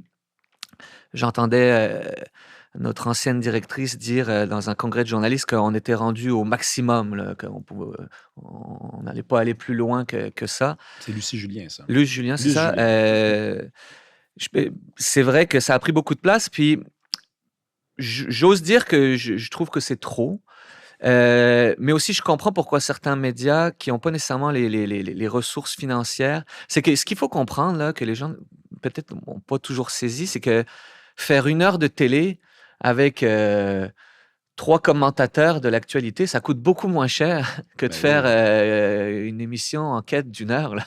Ça dépend combien ils chargent, mais. Oui, oui, c'est ça, mais c'est beaucoup plus facile Ouais. de mettre 3 personnes plus ou moins expertes en ondes et puis de faire commenter l'actualité que d'investir des ressources, du temps, etc., pour amener des faits. Donc, sauf que, encore une fois, de la même façon que tantôt on parlait des journalistes citoyens, ces commentateurs-là, ils parlent de ce qu'ils ont lu, vu, entendu, de la part de journalistes comme moi, factuels. Donc, si on investit, donc il faut continuer d'investir dans cette création de contenu-là. Moi, des fois, je fais la joke parce que je dis je suis un créateur de contenu. Tu sais, on dit toujours les créateurs de contenu, c'est ceux qu'on voit sur les réseaux sociaux, mais moi, je suis un créateur de contenu. C'est que j'amène des infos et ensuite, les gens en parlent, en discutent et tout ça. Donc, je pense que l'opinion, a pris beaucoup de place. Puis moi, ce que je déplore, à la limite, c'est pas tant que les émissions d'opinion peuvent être super intéressantes, puis ça vient être complémentaire. C'est-à-dire, vous avez lu, ou j'espère que je pense que d'abord, les gens devraient prendre le temps de lire l'information de base. Ce que je déplore, c'est que des fois, les gens vont s'informer à travers les émissions d'opinion. Et donc, il va y avoir déjà une grille de lecture qui va être biaisée. Mhm. Moi, j'aimerais ça que les gens ils prennent le temps d'aller lire l'information de base et ensuite aller faire challenger ou d'aller s'ouvrir à des idées par rapport à cette information de base-là. Donc, je pense que c'est complémentaire. Ce que je déplore et que je remarque, c'est que parfois les commentateurs vont pas avoir pris beaucoup de temps pour se préparer. Puis peut-être qu'on leur a pas donné non plus beaucoup de temps ou qu'on les oblige à faire 3, 4 sujets différents. Mais moi, quand ils commentent sur mes sujets, ça m'arrive souvent de me dire: «Eh là là, t'as pas lu le texte là ou tu t'es arrêté au premier tiers parce que vraiment c'est pas du tout ça». Ben, je te confirme, Thomas, que souvent, un sujet, c'est décidé ou proposé ou imposé à la toute dernière minute, là. Moi, je l'ai vécu souvent, là, d'entrer en onde avec un truc qui était dans ma tête depuis 1 minute 30. Donc, c'est peut-être pas effectivement toujours suffisant pour réfléchir, surtout s'il est question d'un sujet dont je suis pas dont un expert, pas vraiment maître, parce que ça m'intéresse moins souvent Mais que qui d'autres. gagne? En fait, on revient à la Ben question ouais, ben d'aller ouais, en ben ouais. ondes 10 secondes après l'annonce de Dubé. Qui gagne à ce que le Ben, commentateur ait 1 minute pour se préparer? mais est-ce que ça se pourrait que la seule utilité qu'un gars comme moi a ou que des chroniqueurs d'opinion ont, c'est le divertissement? Non, parce que moi, je pense que si À quoi je le, sers? moi, je pense que si tu prends le temps de travailler tes dossiers, de faire tes lectures et que tu construis une opinion développée, argumentée et que tu l'amènes, ça va nourrir le public. Puis si toi, tu as fait ce développement-là, que quelqu'un d'autre nous amène sur une opinion différente, tout aussi développée, argumentée, moi, je pense que ça nourrit les citoyens, ça les rend meilleurs à l'approche du vote et tout. Ça peut être super intéressant. Ce que je déplore, c'est les opinions garrochées. C'est ça, c'est le fast-food d'opinion. Là. C'est Mais ça c'est que je des déplore. épices, c'est pas la base du repas, c'est ça. La base du repas, ça devrait être l'information, le travail journalistique. Là, on se construit notre assiette, puis ensuite, on met des opinions des autres. OK, donc j'avais pas pensé Ah, OK, d'accord, je pourrais peut-être... OK, lui, il a dit ça. Ben oui, j'avais pas réalisé. C'est une bonne image, les épices. C'est-à-dire, il y en a qui vont amener la viande, les légumes, tout ça, mais à un moment donné, ce qui amène la couleur, c'est complémentaire, mais il faut pas que ça soit du n'importe quoi. Et malheureusement, des fois, c'est du n'importe quoi. Mm. D'abord parce que on peut pas avoir une opinion sur tout. Moi, je peux pas, j'arrive pas à penser qu'on puisse avoir une opinion sur tout. Mais parfois, on vous force à avoir une opinion sur quelque chose. Puis, je sais pas, est-ce que ça t'arrive des fois de te sentir forcé de te construire une opinion alors qu'en réalité, t'as pas d'opinion ou... Ben, ça m'est déjà arrivé, tu sais, plus je progresse dans ma carrière, plus je me paie le luxe que ça n'arrive plus, là. C'est-à-dire que, tu sais, je mets mon pied à terre. Mais je pense que c'est personne de mal intentionné, hein. C'est pas personne qui veut mettre le chroniqueur d'opinion dans l'embarras ou qui veut le coincer. C'est juste que des fois, ça va vite. On a commencé comme ça tantôt, puis tu sais, ça va vite. Ça sonne. Ouais, Tu peux prendre la... excuse-moi. Non, mais prends-le. C'est un C'est très un bon moment. scoop, ça. Mais tu vois, c'est ça. C'est parce que tu refuses les appels. Alors là, les gens, ils sont frustrés. Je veux pas que ça recommence. Non, mais est-ce que les journalistes ont des opinions? Ben, est-ce que les citoyens qui ont un métier de journaliste ont des opinions? Oui. Donc, forcément, on laisse pas ça à la maison, on le porte en nous. Maintenant, le travail, quand on dit là, la neutralité, l'objectivité, est-ce que quelqu'un peut prétendre que son reportage, il est 100% neutre, 100% objectif, qu'il est parfait à ce point de vue-là? Je pense que personne ne peut avoir la prétention de dire ça. Maintenant, le travail, c'est justement de faire l'effort, d'essayer de tendre vers ça. C'est cet exercice-là de laisser le plus possible de côté ce qu'on pense qu'on est, d'aller challenger même ces opinions qu'on porte en nous, d'accepter qu'elles ne sont pas importantes dans l'histoire et de s'ouvrir à l'opinion de l'autre partie. Je pense que de faire cet exercice-là, c'est déjà d'essayer de tendre vers un, un compte-rendu qu'on donne aux gens qui est le plus neutre possible, mais d'affirmer qu'il n'y a personne qui n'a pas d'opinion. Ouais, mais en fait, ma question est un peu plus complexe que ça. Les individus qui sont des journalistes ont des opinions parce que tout le monde a des opinions. Un éboueur a des opinions, un astronaute a des opinions. Mais moi, ma question, c'est le journaliste. Donc, je parle même plus de l'individu, je parle Oui, de oui. celui qui est au travail, qui a punché sa carte. Hein? Des fois, je lis des articles, des articles de journaux là, écrits par des journalistes qui gagnent des prix. Puis, ils ont un thème qu'ils aiment bien. Par exemple, c'est l'immigration.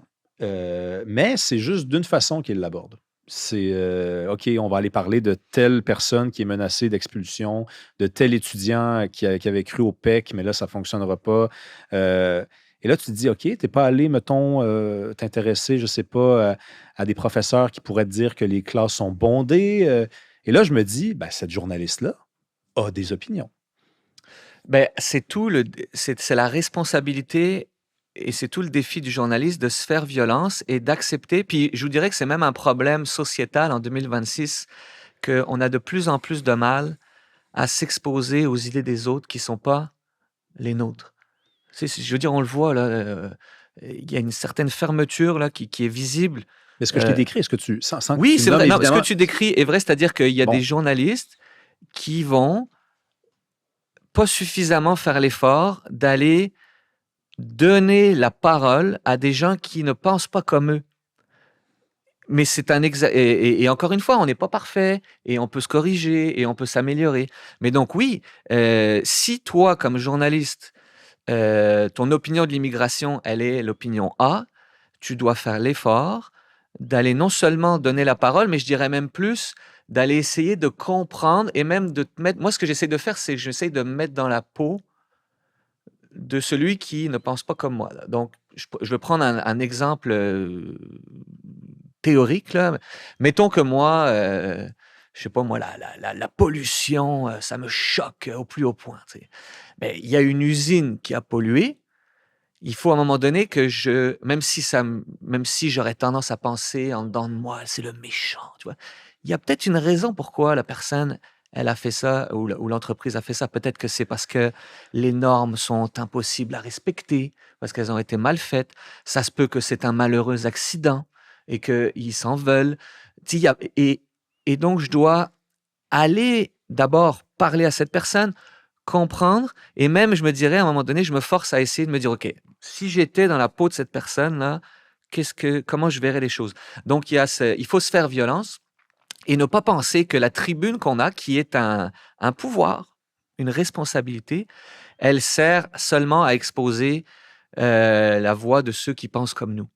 C'est une violence qu'il faut se faire à soi-même comme personne, comme journaliste, puis il y en a qui le font mieux que d'autres, ça c'est vrai. ouais. Après, il faut regarder aussi si tu analyses seulement le travail d'une personne, je pense que c'est pas toujours la bonne façon de regarder. Parce que quand tu regardes un média, il y a peut-être un autre journaliste dans le même média qui, lui, a été, pour toutes sortes de raisons, parce qu'il a plus de contacts dans ce domaine-là, qui va porter aussi l'histoire de l'autre regard. Et il faut regarder aussi l'ensemble de l'œuvre. Tu sais. Ouais, ouais. Bon, après Ouais. vérification dans ce journal-là, je te confirme que sur le thème de l'immigration, ils sont pas mal tous d'accord. Mais c'est effectivement une bonne mise en garde. Il faut faire ce travail-là. Mais en soi, le journaliste, individuellement, devrait incarner ça. On est d'accord. C'est-à-dire que c'est pas le ou la journaliste qui aborde la thématique d'une seule façon ne devrait pas pouvoir me dire à moi, lecteur, oui, mais moi, je me permets ça parce que lui, il s'en va dans l'autre sens. Non, toi, tu devrais faire ça. Et Oui. lui devrait faire ça. Et tout le monde devrait faire ça. C'est un exercice difficile aussi de prendre conscience de ses propres biais. Tu sais, je me souviens à un moment donné avoir eu une discussion avec des collègues sur la crise du logement, les locataires.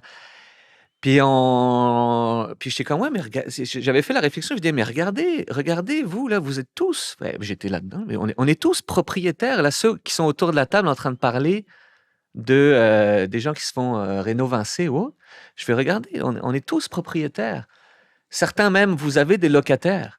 Donc, il faut qu'on prenne conscience aussi de nos propres biais et qu'on s'assure d'avoir. Et le fait qu'il y ait des jeunes qui entrent, qui sont locataires, qui vivent la crise du logement, etc., ça fait que ça ouvre aussi l'esprit d'une salle des nouvelles. Tu sais, quand on parle de diversité dans une salle des nouvelles, moi, je pense que les patrons ont une responsabilité, puis je sais qu'ils ils le font, d'essayer d'avoir des âges différents, des parcours différents, des origines différentes, des études différentes. Parce que c'est comme ça que tu te challenges en réunion, puis que tu arrives à être assez représentatif, tu sais. Mais ça, c'est vrai que c'est un truc tabou. Et je suis pas mal sûr que les journalistes, pour la plupart, vous arrivez tous un jour ou l'autre à le réaliser, mais habiter dans le même quartier, étudier dans les mêmes universités, avoir à peu près les mêmes origines, être de gauche ou être de droite, tu mets tous ces gens-là dans une salle de nouvelles et ça va donner quelque chose d'assez prévisible, normalement. Parce que tu viens de le dire, c'est pas tout le monde qui se fait violence. C'est pas tout le monde qui dit, OK, moi j'ai été dans une école, je viens d'un milieu populaire, mais là, il faut que je m'enlève ça de la tête. J'ai étudié à McGill, j'ai pas étudié à Lisbonne, donc il faut que je m'enlève ça de la tête. Ça prend un concours de circonstances pour que tous ces gens-là soient investis de la même mission et soient aussi volontaires de l'accomplir. Donc, Ouais. on n'y arrive pas vraiment, soyons réalistes. Là. Ben, il faut toujours faire l'effort de Oui, tendre ben, vers je ça. Mais comprends. après, moi, j'explique souvent, puis petite parenthèse, mais il y a les journalistes qu'on voit en ondes et il y a tous ceux qui travaillent en coulisses, hein, et qui sont très importants. Puis il y a des gens qui sont aussi, tu sais, moi j'ai plein de collègues là qui vivent pas sur le plateau, qui vivent en banlieue, qui vivent parfois très loin. Je parle de ça parce que je suis au bureau de Montréal, mais qui vivent même très loin en banlieue, qui subissent le trafic. Il y en a beaucoup qui sont nés à l'étranger, qui ont des parcours différents.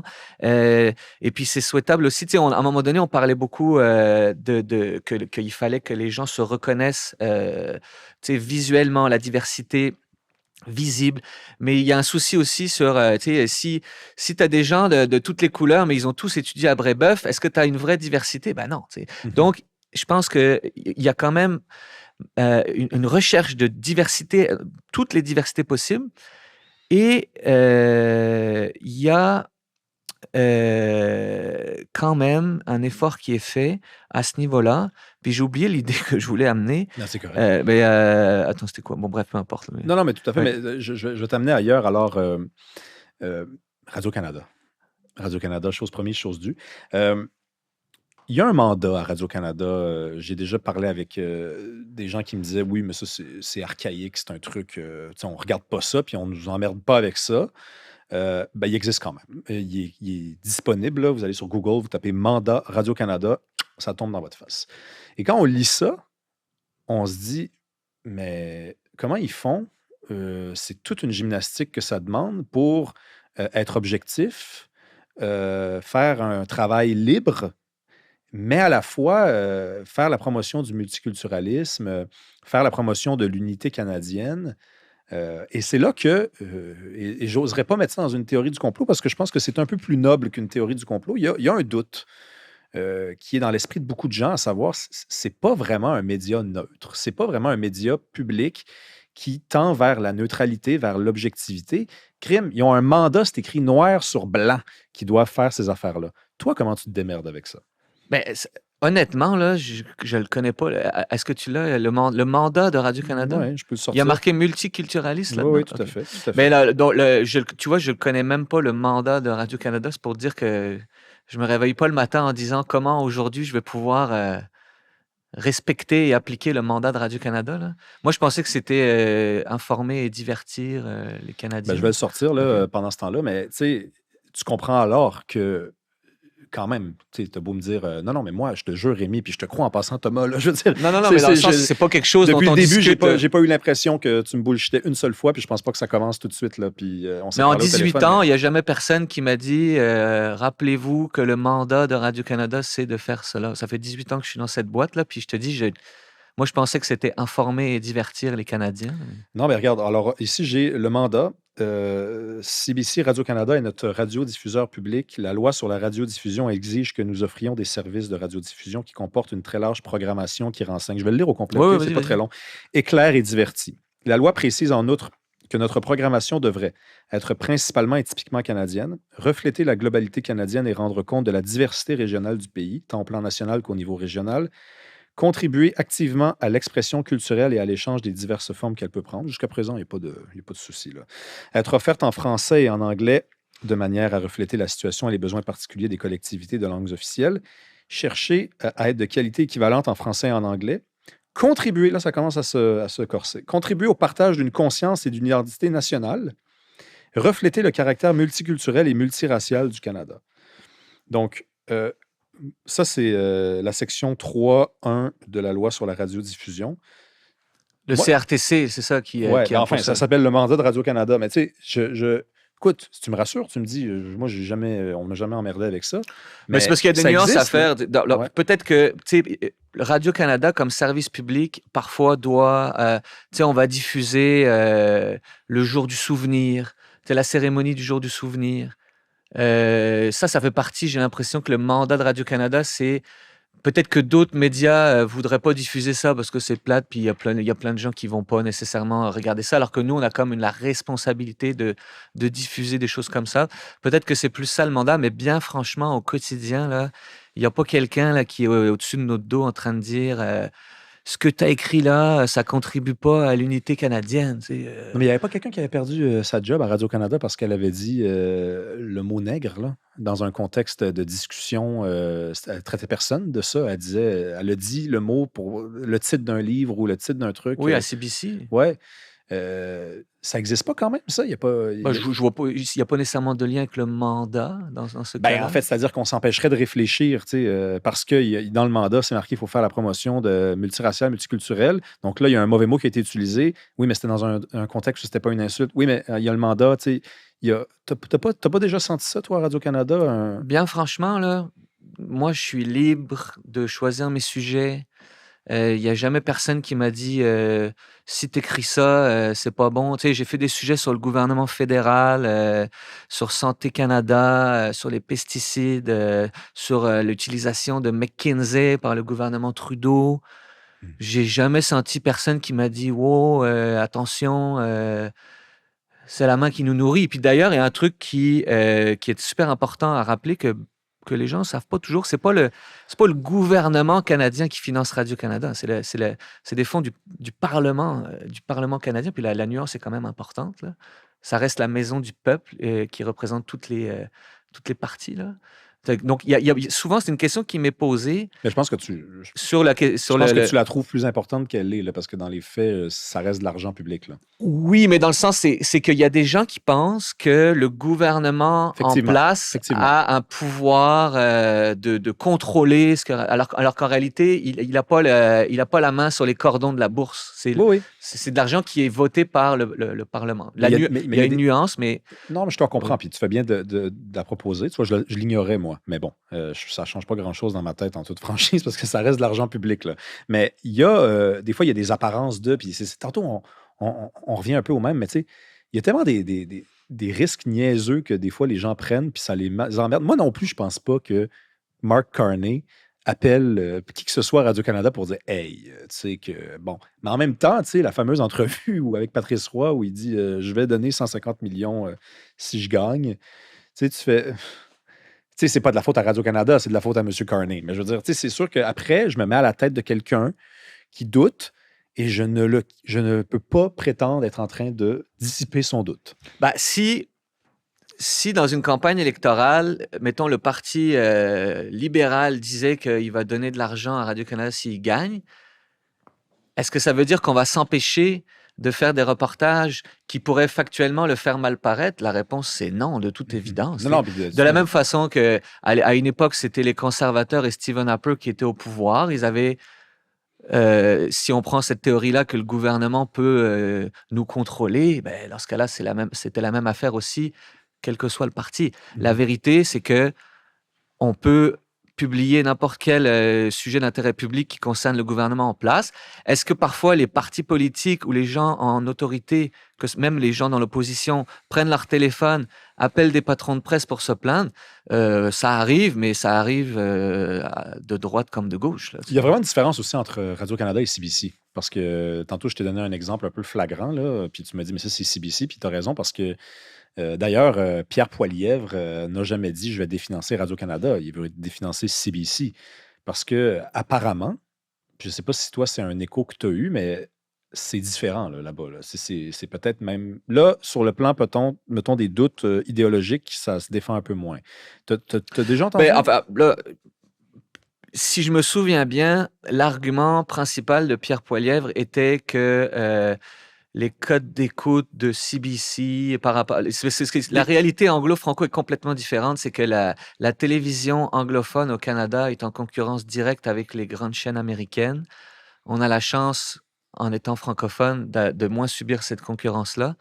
Et donc, on n'avait pas les mêmes, on n'avait pas la même pénétration en pourcentage dans la population. effectivement. Fait que je pense qu'il parlait surtout de ça. Mais il ajoutait aussi que c'était une radio, tu sais, liberal, puis tout. Puis bon, ça faisait partie de sa plateforme, puis de sa façon d'aller chercher des votes, là. Mais il y avait aussi ce volet-là. Il faisait allusion au fait que CBC, c'est même woke, là, tu sais, et que c'est très, très, très liberal, puis que c'est très marqué idéologiquement. Beaucoup de gens, moi, qui me disent c'est un fait, là. Puis Radio-Canada, c'est plus smooth quand même, là. Radio-Canada au Québec, là. Ben, j'ai jamais travaillé à CBC, fait que Non? c'est dur pour moi de le Mais dire, c'est pas là. des échos que tu as eu, t'as pas déjà. Non? Et il y a autant de différences. Ben, d'abord, ce sont des grosses boîtes avec des milliers de personnes. Alors, est-ce qu'on peut vraiment dire il y a que des woke à tel endroit? Ça reste, il y a des différences entre la culture francophone, la culture anglophone. On n'a pas toujours la même façon d'aborder les sujets. On n'a pas les mêmes intérêts. C'est sûr qu'il y a des différences. Mais moi, j'ai travaillé un été à la RTBF en Belgique, puis il y avait le volet flamand là de l'autre côté, puis il y avait un corridor fermé à double tour entre les deux bureaux. Ça se parlait pas, ça se regardait en chien de faïence. Ils avaient du mal à collaborer. Tu sais, ça existe dans beaucoup de pays aussi, là. On travaille de plus en plus ensemble, là, tu sais, au niveau des enquêtes que moi je connais, là, on travaille de plus en plus ensemble sur des enquêtes. Ils vont reprendre des enquêtes qu'on a faites, ils vont les traduire en anglais, inversement. Fait que c'est ça, c'est quand même, ça reste deux entreprises qui travaillent ensemble, mais qui sont différentes. OK. Le procès est terminé. Je veux qu'on revienne à des dossiers. À des Phew, dossiers. c'est bon, j'ai survécu. Ah, mais tu t'en es très bien sorti. Il y a des dossiers importants que tu as dont tu es soit le père ou alors vraiment un important contributeur. Euh, Puis, je voulais te demander, avant qu'on parle de ces dossiers-là, si t'es déjà arrivé de recevoir un courriel qui faisait état d'une situation et c'est une grosse situation, là, tu sais, potentiel, gros, bombe médiatique, et tu n'as pas réussi à publier parce qu'il te manquait un détail, puis encore à ce jour, tu y penses des fois, tu côtoies peut-être même des gens qui sont impliqués là-dedans, qui auraient pu tout perdre. Est-ce que tu es finalement assis sur quelque chose qui ne peut pas sortir? Si je l'ai pas sorti, c'est que je suis pas sûr que c'est vrai. Ouais. Donc, je suis pas frustré tant que ça Mais parce tu es que 99% sûr, mettons. non, 99 non, parce que je vais souvent travailler fort pour aller chercher le dernier pourcent, mais non, il m'est arrivé de recevoir des trucs qui avaient l'air absolument hallucinants, qui concernaient des gens de pouvoir, puis c'était pas vérifiable, pas vérifié. Fait que je vis pas avec cette frustration-là parce que j'ai pas rien, il y a d'autres, je vais travailler sur d'autres choses. Mais c'est vrai que des fois, on est obligé d'abandonner parce qu'on n'arrive pas à trouver là où les sources de plus qui permettent de vérifier quelque chose. Fait que, ça fait partie de la frustration du travail, ou parfois on va travailler assez longtemps sur quelque chose, on est obligé de le laisser tomber.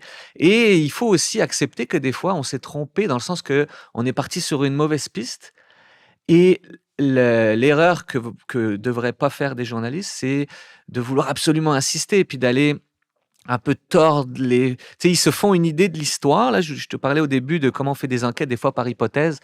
Puis là, le danger pour le journaliste, c'est d'être tellement persuadé que c'est ça l'histoire, qu'il pourrait tenter, tu sais, de tordre un peu les faits pour faire rentrer l'histoire dans le canal. Donc, faut se faire aussi violence pour, tu sais, il y a une expression anglaise, qui ne laisse pas les faits nuire à une bonne histoire. Là, tu sais, Mhm. ça, c'est surtout pas ce qu'il faut faire. Ben ouais, non, c'est ça, exactement. Là, Ouais, c'est des journalistes qui veulent faire du Fred Pellerin, là. Ils veulent être conteurs. c'est ça. Exactement. Mais j'espère que tu te fais beaucoup violence, mais j'espère que des fois, il y a quelqu'un qui te masse le dos ou quelque chose. Là, tu te fais beaucoup Ah violence. ouais. Tu dis, là. Mais Fonderie Horn, tu as beaucoup travaillé là-dessus. Ouais. On parle de l'usine en Abitibi qui émet encore énormément de produits toxiques, plus qu'elle ne devrait le faire. Fonderie Horn, ça, c'est un dossier sur lequel tu as travaillé énormément. Lion électrique également. Lion électrique, il y a des gens qui disent des fois, Ben, ça fait partie des tuiles les premières qui ont fait en sorte que le gouvernement Legault s'est effondré finalement. Mais on ne dit pas Lion électrique égale chute du gouvernement Legault, mais tu vois où je veux en venir, c'est que est-ce que des fois tu réalises à quel point il y a des trucs, non seulement qui se ramassent dans un journal, c'est d'ailleurs ton travail, mais font en sorte que des gouvernements perdent des points de sondage, changent complètement les lois. Cette responsabilité-là, on en a un peu parlé au début, mais comment tu vis avec ça quand tu es même à peu près convaincu qu'il y a des gens qui taillissent là? Oui, mais j'ai déjà eu des discussions. Moi, je pense que je cherche pas à me faire haïr. S'ils m'haïssent, je vis bien avec ça. Mais je pense que l'important, c'est de gagner un certain respect. Et il pourrait y avoir des discussions avec avec des gens de cabinet politique, bah, si on parle du gouvernement Legault, par exemple. Il y a déjà des gens qui m'ont dit, écoute, tu nous fais travailler fort, tu nous fais suer, parfois même tu nous fais chier, mais des fois, ça nous force à être comme meilleurs. Tu sais, on sait qu'on est checké, on sait qu'il y a quelqu'un qui nous surveille, qui nous en laissera pas passer une. Et j'ai l'impression que ça contribue aussi à les rendre meilleurs, à le fait de se dire: «Ah ouais, OK, si je fais ça croche, c'est sûr que lui, il va finir par le savoir, puis il va les faits vont nous tomber dessus». Parce qu'on peut aussi ajouter le congédiement de l'agronome Louis Robert. Là. C'est toi tu me parlais de ça tantôt avant qu'on arrive. Là. Oui, c'est ça. Donc ça, c'est aussi un autre dossier quand même qui a affligé le gouvernement Legault. Euh, mais je reviens à cette question-là. Tu dis, je vis bien avec ça. Mais vraiment? Ben oui, dans le sens que moi, j'ai l'impression que mon travail, c'est, tu sais, on dit les médias, le quatrième pouvoir ou le chien de garde.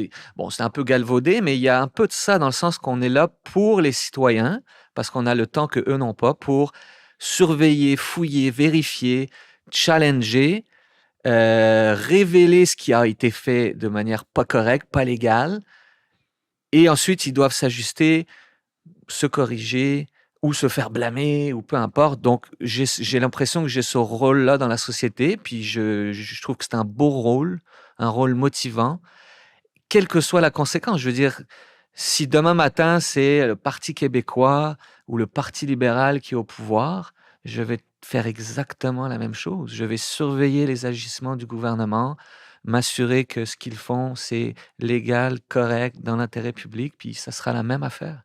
Est-ce que des fois, tu as peur? Dans la mesure où, tu sais, j'ai vu beaucoup de films, là. C'est des formations de cinéphiles, mais les journalistes d'enquête, des fois, ils se font écœurer, là. Puis ils checkent en dessous de leur voiture. Puis on est au Ouais. Québec, Ben, il faut y a se le ça. dire. On est au Québec. Moi, je répète souvent, si je faisais ce travail-là dans d'autres pays, tu sais, mettons en Afrique, par exemple, où le journaliste d'enquête, c'est très difficile, je serais probablement mort. J'aurais été tué. Mais donc, il faut reconnaître la chance qu'on a. Là, je prends l'extrême de se faire tuer, parce qu'il y a des journalistes qui se font tuer là, dans d'autres pays. Mais même mettons en France, tu sais, qui est une société un peu plus violente que la nôtre, me serais peut-être fait casser la gueule.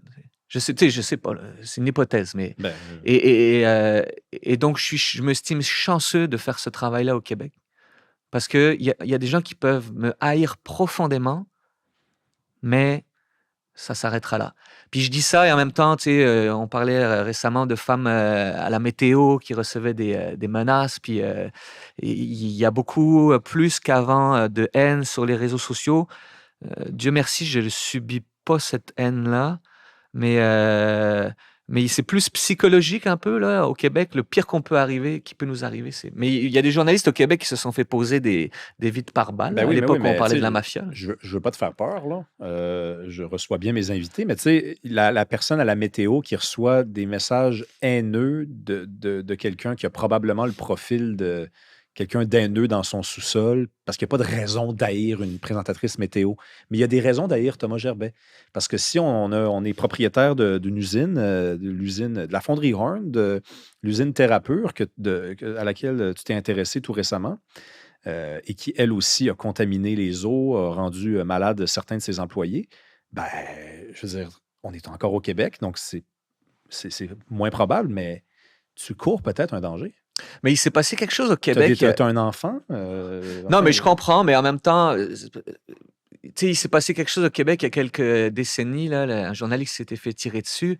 Et la conséquence de ça, c'est qu'il y avait eu comme un tsunami policier, l'opération, c'était Shark, je pense, à la suite de alors, c'est le journaliste d'affaires criminelles, c'est ça qui s'était fait? Auger, là, c'est ça qui Oui, s'était fait tirer exactement, dessus. Michel À Auger. la suite de cet événement-là, les policiers ont redoublé, d'efforts dans leur enquête, puis finalement, ceux qui avaient voulu le faire taire se sont retrouvés un peu avec un contre-coup de cette opération-là contre le journaliste. Puis j'ai l'impression que c'est resté quand même dans les mémoires. C'est-à-dire, si tu t'en prends à un journaliste, là, je suis pas sûr que c'est si payant que ça, là. Donc il y a peut-être, Écoute, j'ignorais qu'il y avait eu ce tel déploiement policier-là, donc j'espère que ça s'est quand même rendu jusque dans la mémoire. c'est ça. Mais tu sais, c'est vrai que moi, je travaille moins sur les affaires policières et de mafia comme d'autres journalistes. Et ça, c'est pas exclu qu'un jour je le fasse. Il peut y avoir des gens qui veulent nous intimider. Je pense, ça peut arriver. Ça m'est pas encore arrivé. Je sais pas comment je vivrai avec ça Mhm. parce que j'ai pas Ben oui. l'expérience de ça. Dernière question, je veux que tu me parles de l'Inde. Tu as été correspondant Oui, là-bas quelques temps, quelques mois, je 3 mois, pense. oui. 3 mois. C'était vers quelles années? 2017, Radio-Canada qui a lancé un projet un peu fou en disant à un plutôt jeune journaliste, prends ton téléphone. À l'époque, c'était un iPhone 7, là, et puis tu t'en vas tout seul, fais des vidéos avec ton téléphone, puis on publie ça sur les réseaux sociaux, puis fais des erreurs, c'est pas grave, essaye des choses. Ça a été une des plus belles expériences de journaliste que j'ai C'est un faites. autre monde en l'Inde. C'est un autre monde absolument, mais j'ai adoré ça. C'était tellement facile de travailler. Aujourd'hui, faire parler un Québécois dans la rue, c'est plus difficile, je trouve, parce que les gens sont sensibles à leur image, à leur réputation, et puis ils ont peur de ce qu'on va faire. Il y avait une sorte de naïveté là tu sais, je pouvais interviewer tout le monde, c'était tellement facile, j'ai trouvé ça fascinant, il y avait des histoires à tous les coins de rue. J'ai adoré ça, puis finalement, ces vidéos-là que j'ai faites avec mon téléphone, un peu tout croche, j'étais pas super professionnel. Ça, j'étais très fier que ça se retrouve au téléjournal de Céline Galipo, puis il y avait eu, j'avais comme Milan sur la map à un moment donné, parmi le public et tout, donc j'étais vraiment content de cette expérience-là. C'est peut-être la seule fois que je vais te demander de donner ton opinion, Thomas. Est-ce que tu crois à l'idée que l'Inde puisse devenir cette puissance-là? Parce que c'est un pays, il y a énormément d'inégalités quand même. En même temps, on construit le plus d'aéroports dans ce pays-là que partout ailleurs dans le monde à chaque année. Pour qu'un pays devienne une grande, grande, grande puissance, il faut un jour ou l'autre, je pense, mettre un terme ou en tout cas réduire les inégalités parce qu'il y a toujours le risque que la population n'embarque pas dans la volonté de l'État. Toi, tu as été là-bas. Moi, j'y ai jamais été. Ben, ils ont des défis, mais tu sais, en même temps, on a un voisin qui est la plus grande puissance mondiale, qui a énormément d'inégalités aussi, mais en Inde, c'est beaucoup plus étiré là, dans les extrêmes. Il y a les castes Mais là-bas. oui, il y a les castes et tout, mais en même temps, je veux dire, je me rappelle plus du nombre d'ingénieurs que l'Inde produit à chaque année. C'est hallucinant. Et puis, je me souviens là-bas être allé à un moment donné visiter un petit bureau là, dans un immeuble où il y avait des Indiens qui regardaient des radiographies. Et c'était des radiographies d'hôpitaux, entre autres canadiens, qui sous-traitaient la lecture des radiographies. Mais personne ne savait ça, là, tu sais. Et il y a plein de choses qu'on sous-traite en Inde dont on n'est pas conscient. Mais donc, il y a une force vive. D'abord, sur la capacité de parler anglais. Les Indiens sont excellents en anglais, ce qui fait une force pour ces travailleurs-là. Beaucoup sont formés aussi dans les grandes écoles. Si ces gens-là ensuite retournent en Inde à un moment donné, si le pays comme règle certains des problèmes que tu as évoqués, peut-être que certains Indiens formés qui vivent à l'étranger vont vouloir y revenir. C'est une puissance phénoménale. C'est le pays le plus peuplé Oui, du monde maintenant, là. désormais, ouais, ça a dépassé la Chine. Puis, tu sais, il y a des Indiens partout dans le monde.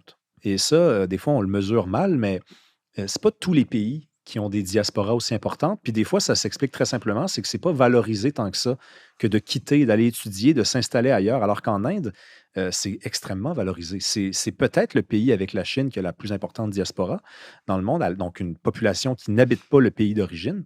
C'est des gens qui envoient énormément d'argent à la maison aussi.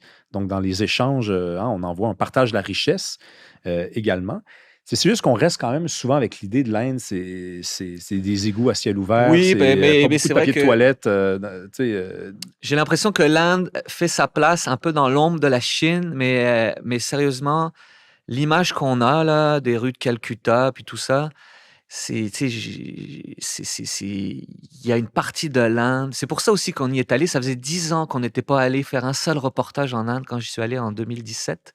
Donc on avait encore cette. Puis ce que j'ai montré aussi, c'était la modernité incroyable de ce pays-là. Tu sais. ouais. Puis, tu sais, moi, il y a deux personnes qui m'ont raconté un truc sur l'Inde, puis je veux t'entendre là-dessus. C'est quand tu arrives à l'aéroport, peu importe où, là, enfin, tu arrives, puis tu dis, waouh, OK. Le choc est là. C'est-à-dire que des fois, tu t'en rends compte quand tu arrives à l'hôtel, tu t'en rends compte quand tu es dans le taxi sur la route vers ton hôtel ou vers ton Airbnb. Mais moi, deux personnes qui avaient énormément voyagé et qui étaient allées dans plein de régions du monde m'ont dit, je suis arrivé et il a presque fallu que je reprenne la décision à savoir si j'allais rester. Il y a un syndrome même, il y a le syndrome de l'Inde, là, où ceux qui arrivent et qui se finissent en petite boule dans leur chambre Ouais, d'hôtel et qui OK. veulent plus sortir. Mais la première chose que j'ai vue, moi, en Inde, c'est la qualité de l'aéroport. C'est de bien meilleure qualité que les nôtres, là. Ah Tu oui? sais, je veux dire, c'était d'une modernité absolue, là, c'était incroyable. Évidemment, quand tu sors dans la rue, il y a la masse de population, la densité de population hallucinante. Mais la modernité, moi, ça, c'est vraiment, ça m'a marqué, là. C'est une puissance mondiale et on la regarde pas suffisamment, là. Merci Thomas Gervais. Ah, merci de l'invitation. Merci à vous d'avoir été là. Si vous aimez ce qu'on fait, ben, il y a plusieurs façons de nous encourager.